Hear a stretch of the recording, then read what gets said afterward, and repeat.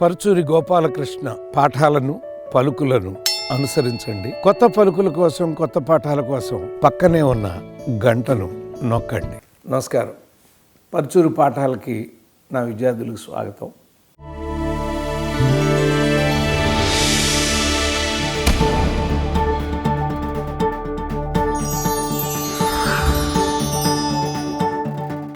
మొన్న ఎలా డైరెక్ట్ చేయాలి, ఆ డైరెక్టర్కి ఏంటి పాయింట్లు, టిప్స్ అన్నీ ఇచ్చుకున్నామండి.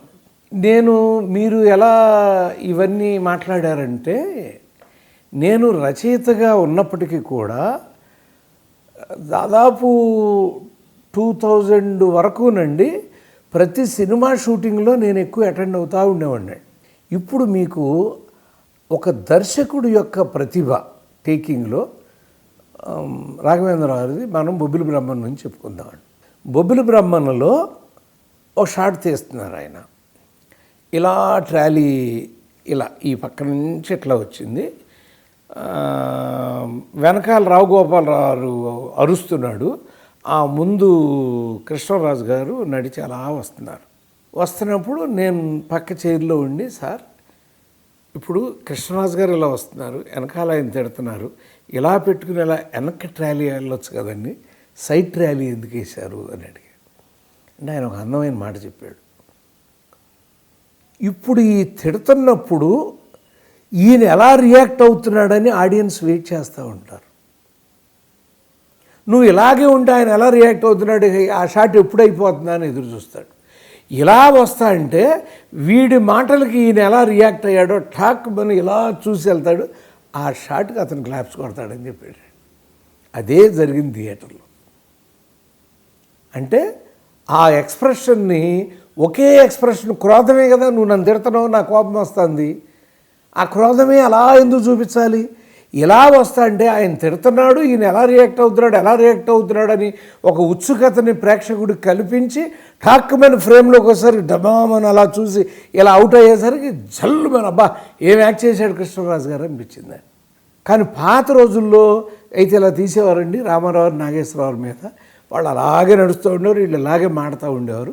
ఇవి కొత్త టెక్నిక్లు. ఇది మనం ఇంతకుముందు చెప్పుకున్నది. కానీ ఒక సీను తీయటానికి ఆయన పడే మథన పాటండి, నాకు తెలిసి కనీసం 100 సార్లు వింటాడండి. అలా వింటానే ఉండేవాడు, చెవిలో పెట్టుకుని వింటాను. ఏంటి సార్ అంటే ఏ షాట్ ఎలా తీయాలో, ఆయన సెట్టుకొచ్చి ఏ షాట్ ఎలా తీయాలో ఇప్పుడు ఆలోచించండి. ఒక్క సీన్ మాత్రం నేను ఆ సీన్ తీయట్లేదు సార్, మీరు ఎలా తీస్తారని నేను వెయిట్ చేస్తున్నానండి అన్నా. శారద గారు భర్తకు తెలియకుండా కూతురికి గర్భం వచ్చిందని తెలిసి వెళ్ళొస్తుందండి. వచ్చి నేను అక్కడ ఏం రాశానంటే, అలా తలుపు తోసింది ఆవిడ, ఎదురుగా శిలా విగ్రహంలాగా బొబ్బిలి బ్రహ్మను నిలబడి ఉన్నాడు అని రాశా. ఈ సీన్ మీరు ఎలా తీస్తారా అని అనుకుంటున్నాను సార్. నేను ఏం తీసేదండి, ఇక్కడ దోస్తాం, ఎదురుగా ఇది ఉంటుంది.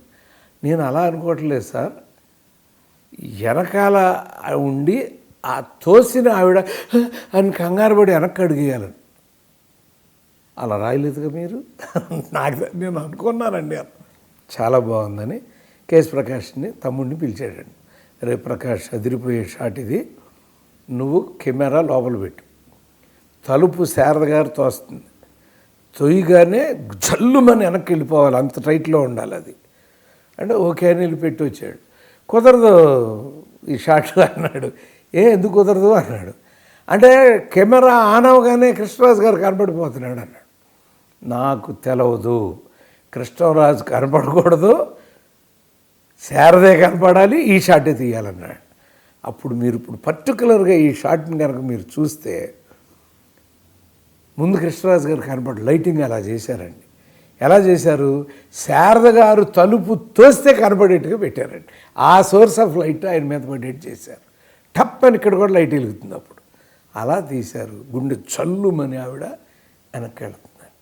అంటే ఒక షాట్ తీయటం అంటే ఒక డైరెక్టర్, ఒక రచయితతో, ఒక కెమెరామెన్తో ఎంత కష్టపడి డిస్కస్ చేసి ఆ సీన్ని కనుక అలా తీస్తే అద్భుతంగా ఉంటుంది.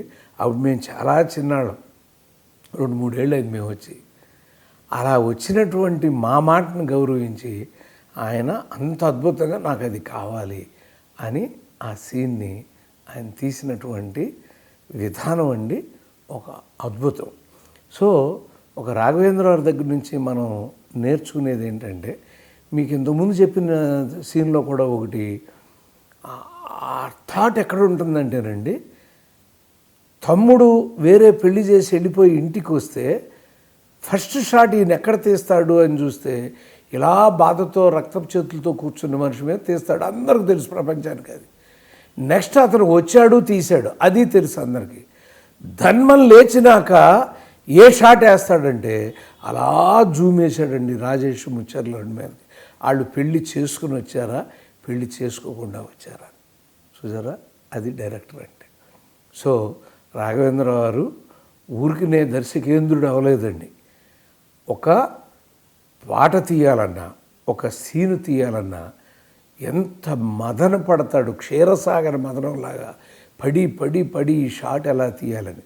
అంతేకాకుండా ఆయన దగ్గర ఇంకో గొప్ప టెక్నిక్ ఉంది. మీరు ఆయన వే ఆఫ్ టేకింగ్ని అబ్జర్వ్ చేయండి.